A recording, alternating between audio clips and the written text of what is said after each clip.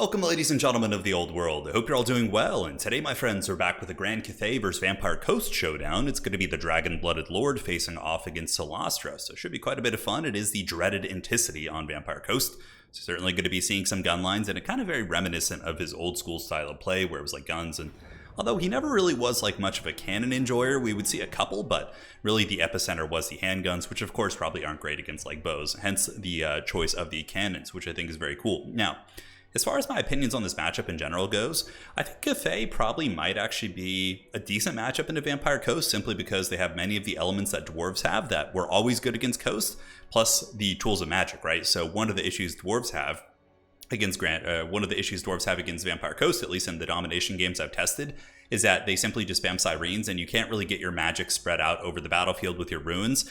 Like in 1v1, if you have like a dwarf rune lord, he can help out doing some magic damage against sirens that are collapsing on your formation. But if you're on like a huge map and you have some like dwarves, let's say over here by objective number 3, what's going to end up happening is a siren will isolate them and you won't really be able to efficiently kill it and get your magic over. That might be on 2 or 1. So you guys kind of get to see the point there. But Cathay has the armored infantry, they have the good crossbows, they have excellent magic. Here you can see we have the Dragon's Breath, and we also have Might of Heaven and Earth. I was kind of expecting he would try Sirens, so having something to imbue magic damage is very, very essential. But yeah, Cathay also got a buff to their cav, so the Jade Lancers as well as the Peasant Horsemen and all cav on every single roster are quite a bit better. They got a capture weight buff, so they typically do pretty well. Now, as far as the build goes, it's going to be Jade Warriors. We got some crossbows in the back to deal with Sirens, and most of the Coast roster is pretty lightly armored, and even if we see Depth Guard, they'll die very quickly to focus fire.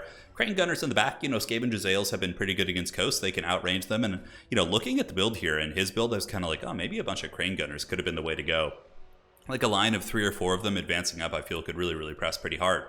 And we got a blimp. Not really sure why I brought this. It's very cool. It does have the Eye of the Dragon, so it can spot in all the lovely forests that you see. And why does it have to just be forest spotting? What if this thing could actually detect stealth units a little bit further away? That would actually be very cool. But aside from that, it's basically going to be giving harmony to ground-based troops and putting a little bit of DACA on targets that I deem appropriate. Now, on the far side for the Kraken King, he's going to be going Mass Hounds, and of course he is very good with these hounds, so he's got 4 of those. And on the back, I got some Peasants and some Jade Warriors looking to move up on the objective. And for the rest of the Coast Army, it's going to be a checkerboard formation of sorts. We do have the handguns backed up by the carronades. CYLOSTRA is actually pretty good against enemy missile formations because she's very tough to snipe. She's got good AoE spells, which can pretty much one-shot boxed up missile pieces, and she can summon Knights Errants to really penetrate into the backfield. So I really do like this CYLOSTRA pick quite a bit. I think that's going to be really good. And we do see a single Siren as well. So Sirens, if they're able to fight Jade Warriors or anybody without magic support, yeah, they're going to be very good. So almost 50 speed as well, I think. Yeah, they got 48 speed. So I like the idea of getting these Sirens and maybe moving them over to Objective 3. Setting up there, forcing me to go all the way over there with my Lord to deal with it. We also do see some sneaky Morngulls. So the Morngulls going to be creeping up. All the cannons go downtown, and this is going to hurt pretty bad. I mean, he's got 4 cannons, and yeah, that's going to be a lot of DACA coming in for the Vampire Coast, and immediately I would imagine he'll probably start targeting the crossbows, because without the crossbows, they can't really effectively kill the Morngulls, and that's the classic conundrum of Cathay. Without their shooting, they're really going to be struggling against a lot of melee threats. Like, their infantry are good at holding, but don't really have great killing power. So typically you want to focus down Cathay missiles if you can. But again, they have Fellbats over there, but they don't have access to Furies or things that could actually do big DPS to my range units. So I should be able to adequately protect them from any sort of diving threats like Hounds. Peasant Horsemen are very good against Scurvy Dogs. They just have better stats and will typically trade very well. So the Doggos going to be setting up here on the side, looking to pour down the angled formation here and get into the back line. But we summoned in Peasant Horsemen, and I kind of saw it coming. So I had something on call here. So in the Vanguard reinforcement point, I do have some Peasant Horsemen on the standby. My poor blimp is getting cannon. Now, as far as the value trading goes, pretty good for Vampire Coast. The cannons have done some really excellent work. I've already lost probably about 800 to 1,000 value, and I haven't really done any damage back, so that certainly hurts. But the side objective is going well for us. I kind of had a feeling these Hounds would want to move here. So what I ended up doing is getting Celestial Dragon Guard, a unit that is going to be ubiquitously pretty good against most of his melee threats. Like, it'll beat Depth Guard, it'll beat Morngulls, defend zombies, it has shields. I think Celestial Dragon Guard are probably one of my favorite units on the roster. Now, the main fighting is going to be going down. Some Houndos do sneak by, and we immediately intercept them with some of the Horsemen. Nice little Tide Call from CYLOSTRA. And the DACA is here, so we do the magic spell, the Dragon Breath from the Dragon-Blooded Lord, and we do pepper down those Sirens. But doggos are all over the place, man, and that's why I didn't go with any cannons. I figured Anticity would be having a field day with hounds. As such, I just decided to bring crossbows, who do have, 80 armor, so even if they do get attacked by scurvy dogs, they're going to be okay. But Coast is out trading here a little bit. They're getting good shots, and this is the danger of if your opponent has artillery superiority here, they're going to force you to advance, right? So I had to advance into his territory, which, kind of plays into his strengths. Whereas, if I had cannon, advantage, he would have to advance into me and I'd be able to defend myself easier because his points are very, very close compared to mine. Now, Peasant Horseman with a nice intercept right here. We do deal with the scurvy dogs back here being chased down. The crane gunners have come back from the route. And the bottom objective is ours. So even though we're down by about, honestly, at this point, like 2,000 value, Cathay is pretty durable. So Jade Warriors going to be moving up. They do have these old bronze shields, and the other Jade Warriors moving up. Syrenes, of course, going to move in to intercept them, and they have good armor piercing, and these Jade Warriors probably won't be super long for this earth as they're going to be shanked. Dragon Breath attack going down does melt some of the Syrenes right there, and we have gotten some penetration into the lines of the Vampire Coast. It's really going to be about weathering the storm and just trying to consolidate, because it's going to be a little bit of push and pull. What's probably going to happen now is he's going to push back onto my point, and I'm going to have to just struggle to defend that, but then that gives me the home field advantage. So, and, the cannon spam, though it gets you a lot of trading value, it doesn't really give you a lot of good positional control. Like, the cannons, that's a lot. 8, 16, 24, 3,200 gold, which isn't really going to be able to play upfield too much. I mean, I guess it can just hammer my units off. So on a map like this, I suppose that's not as accurate of a principle. But Cathay has rallied a little bit. We got some Jade Lancers coming in to fend off the scurvy dogs. Jade Crossbows pulling back, and no threats on the low ground objective. We even have some Jade Warriors moving up to flank the cannons and put a little bit of pressure on those bad boys. But now I'm kind of forced back to objective number 2. Our blimp does go down, so things are looking pretty wild here for the forces of Grand Cathay as the blimp of doom does fall. No bloaty boys coming out yet. Bloats aren't that good against Grand Cathay. They're actually really good against dwarves in the experience that I've tested. We'll have another replay coming up for you guys soon with that. But Morgul flank also pressing in. So we're going to be summoning crossbows. I know that the forces of the coast are going to have to move up to objective 2 now. So we got to, start securing our defenses really. So the Jade crossbows with shields are on their way out. We got some warriors moving. And the scurvy dog goon squad is just hunting and feasting like the heathen kings of old on any scraps that they can find. And I believe the last of my infantry have paid the troll toll. Another breath attack coming in from the dragon-blooded lord, but we have managed to kind of shove the coast back in terms of, just points. And it looks like Vampire Coast isn't going to be going for objective 2. Rather, they're going to be making a play for objective number 3. Now, this is where Celestial Dragon Guard are just so good. Very durable unit, high model count too. A lot of elite units don't have 100 models in their unit, even on ultra size, but these guys do, so they're very, very tough. And Cathay does have decent cap. Peasant Horsemen 26, 26, and 28. Going to be getting in here to fight the 26, 14, and 22. So you can see a pretty advantageous fight for the Peasant Horsemen against the scurvy dogs. And he's trying to do a really kind of cheeky cap on me here. This is pretty common from high-level domination players, is they'll just get a bunch of capture weight units that are faster than you and sit on the edge of the point, but I kind of was expecting it from him, and we did get our Peasant Horsemen there pretty quickly, and the Jade Warriors have pulled back to the point. So now he's going to more or less have to fight. You can see the capture weights back in our favor, and this has given me a little bit of time to stabilize my forces, and now we're going to counter-push. Morgul's, of course, are lurking. We have the Crane Gunners back, who are putting a little bit of hurt into them, but it really looks like it's going to be going down over here. This is going to be the big fight. So the Might of Heaven and Earth active on these Jade Lancers, and they are able to take out a couple of these Sirene models. Granted, he is able to get some separation, but hopefully more of those units will pay the troll toll. And the Dragon-Blooded Lord, who does do magic damage itself, moves in. We got them crumbling, and big charge coming in from the Cathay Lancers. It certainly feels good to get rid of these ghosts. And, as somebody who's suffered against Vampire Coast Sirene spam as dwarves, it feels pretty good to have some magic damage against them. Now, big fight here. Peasant Horsemen being swarmed by the scurvy dogs.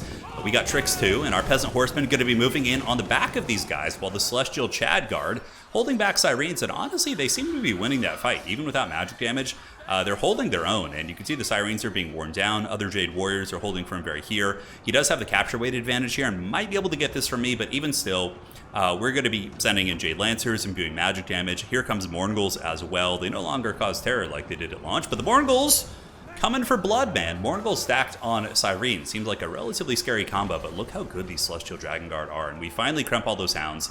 And now we're starting to come back in value. We were down by about 3,000 or 4,000 at one point, and just wanted to kind of illustrate. Even if you guys find yourself down in value in these domination games, it certainly is. You're going to be at the disadvantage, but depending on your positional play, you can force your opponent into suboptimal trades, and then you can make your way back into the game here. So Peasant Horseman going to be circling around. Looks like Felbat's coming in. Big breath attack from the Dragon-Blooded Lord, doing huge damage against those Syrenes. And the Peasant Horseman just going to be trying to finish off the Syrenes. We have the capture weight, so now it's really just about holding here. Not sure what the Felbats are going to do. Looks like they're going to be diving into the ball fights. Whereas on the high ground, we're actually starting to take the advantage here in the middle. So we do have the double crossbows moving up, pushing off the guns. Most of the coast army did go down to the low objective. They didn't want to overextend into my lands, which is certainly a viable tactic. But now the crossbows of Grand Cathay are going to be moving in and hopefully putting some serious hurt here on the defenders of objective number 1. CYLOSTRA's still back there with a little bit of action. Sirens and zombies being summoned in, but they're pretty much all super vulnerable against the crossbow spam.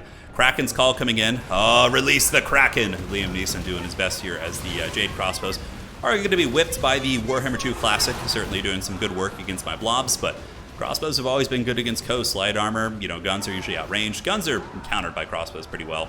And also the Cathay ones happen to have shields, which is very, very good.